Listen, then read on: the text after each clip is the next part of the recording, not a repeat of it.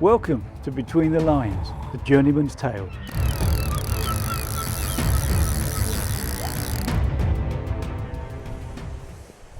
Well, hello. I did say on the last video that the next trip will be Blackthorn Fishery, and here we are. Took about 3.5 hours to get here, winding our way up through mid Wales, but we got here safely.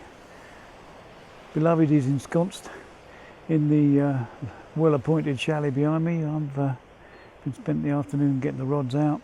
I spoke to Carl, the bailiff, and gave me the rundown on how this area's been fishing. We're in the South Lodge on this trip. We were in the North Lodge for the first time we came here.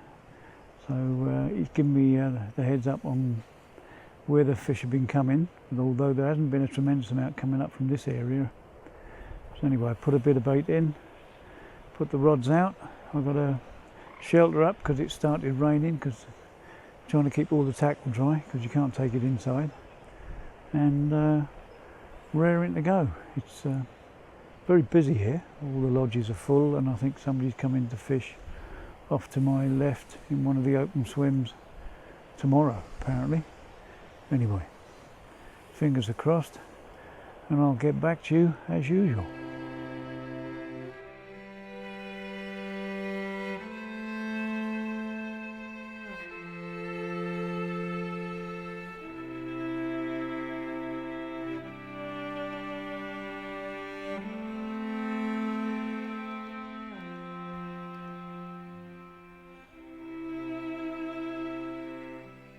Well, that was a very quiet night on the fish front.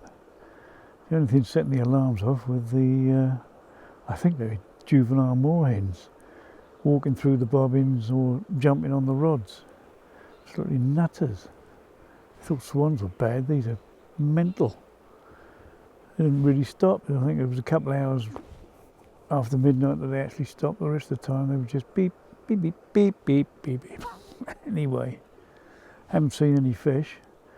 Haven't seen any bubbling or anything going on the baited areas as yet, and certainly wasn't any boshing going on last night.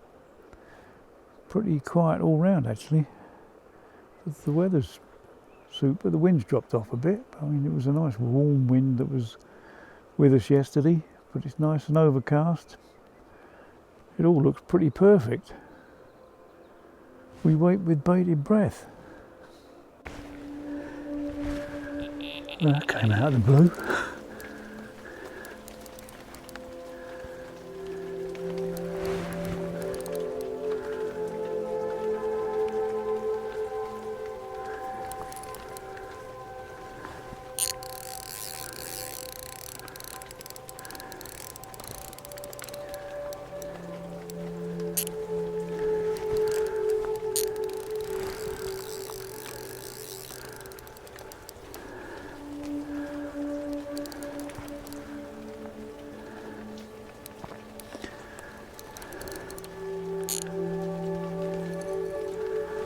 This way, baby, come on.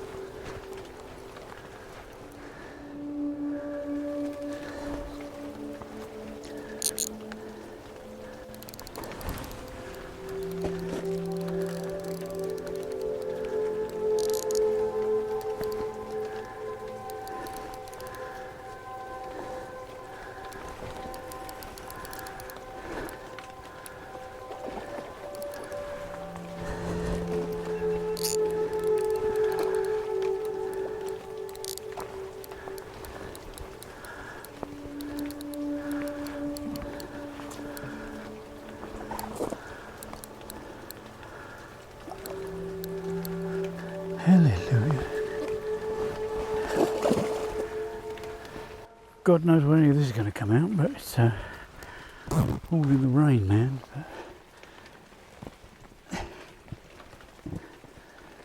There you go. Just gone 10 o'clock in the first morning. £25, 8 ounces. Absolutely thrilled with that. It's a beautiful looking fish. Absolutely thrilled with it. Quick flash on the other side because it's dipping down. There, how about that? Excellent start. Put a bit more bait out, I think. See if we can keep them coming. Anyway, it's tipping down, let's get it back.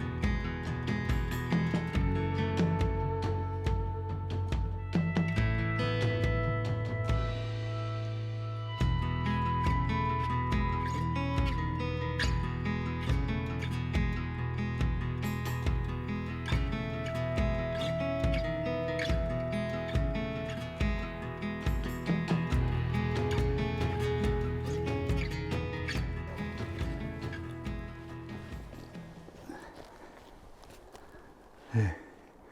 4 o'clock in the morning, left hand rod up against the little dot island. Happy days. 30 pound and a couple of ounces. Fantastic. Excellent. Let's turn around.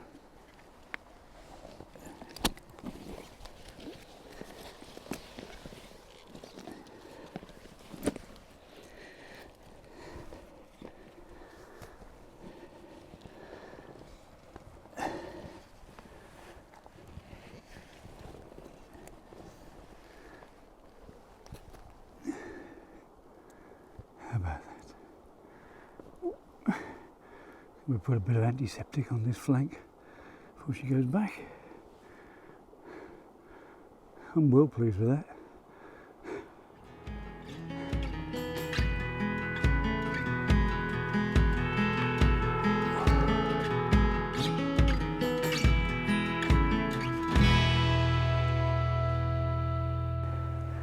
Well, it's early on the second morning, and despite there being no clouds in the sky and quite a drop in temperature last night, a lovely 4 o'clock wake up call with a nice scraper 30, which was most pleasing. So I put a little bit more bait out again over the 3 areas that I'm fishing, and hopefully we're coming up to the 10 o'clock feeding time yesterday. The same thing will happen. The 30 from last night came from the little dot island, which is behind me off to the left hand side of the swim. So there's 2 areas that have now produced, and a couple of fish have come to the far side of the lake out in open water as well, so there's more areas opening up. Anyway, fingers are crossed that it all continues today.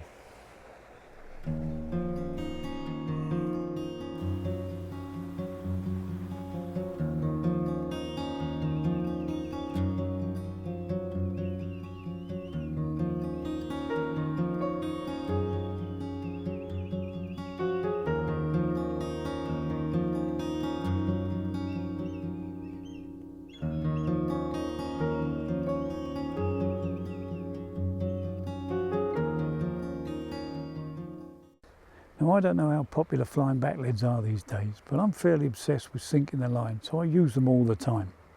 And one of the big problems with them is they keep flying up the line when you're retrieving the rig or playing a fish and start banging into the tip ring. And this became very obvious and very annoying in part 8 of this series, so I thought it was about time I started to do something about it. So I rummaged through my tackle bag and I found some Fox tungsten beads. Now I think there's something to do with the naked chod system, but they work perfectly. Fit them above the flying lead, and the bore on them's just the right size to jam onto the stem of the flying lead, so they don't part when you're casting them. Now I don't generally fish at a great range, probably 20 wraps would be about my max. I couldn't tell you whether it cuts down a great deal on your casting distance, but it works just fine for me. In fact, in the last video there was no annoying banging as the flying back lead hit the tip ring for two particular reasons. Firstly, the buffer bead was acting exactly as it was designed to do. Secondly, all the fish came at night, so the fights weren't filmed.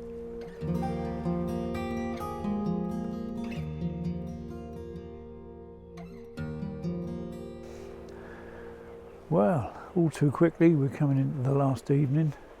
It's been a very quiet day on the fish front, but I did actually see a couple of fish moving by the side of the dot island off behind me, but nothing at all in the main body of the lake where the other two rods are. But I put a little bit more boilie mix out there, and fingers crossed we might get one in the morning like yesterday. Anyway, we're still trying.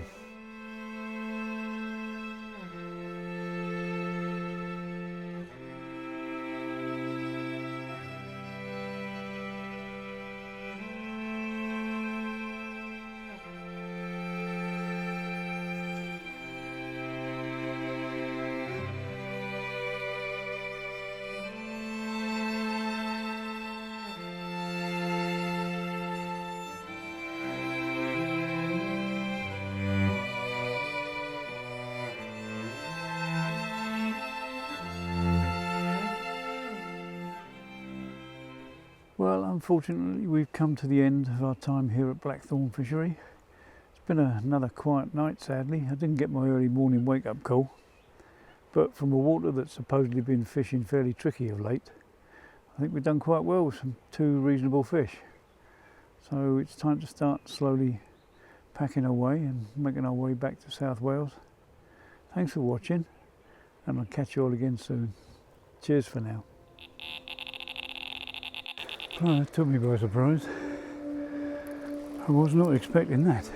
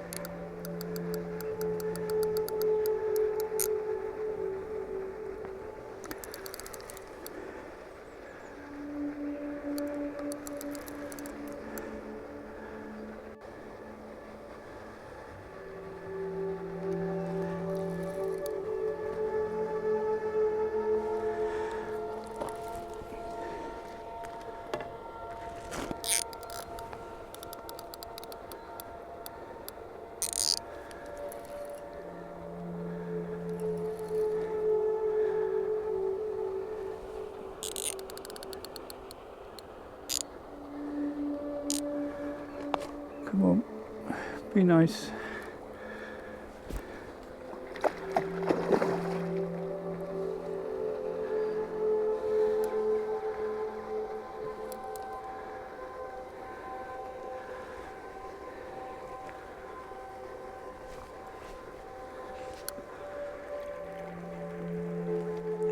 Happy days.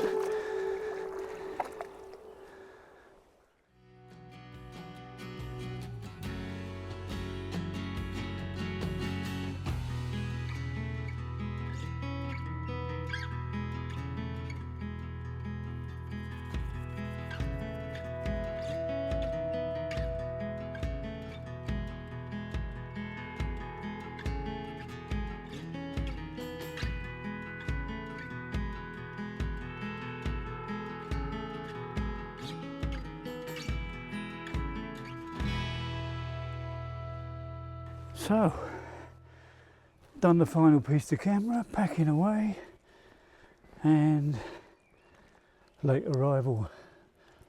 Not so early morning wake up call. Eventually, the right hand rod has come good, so that's one on each, and that's 27 pounds 4 ounces of what can only be described as real beautiful fish they've got in this fishery. Well pleased with that, well pleased indeed.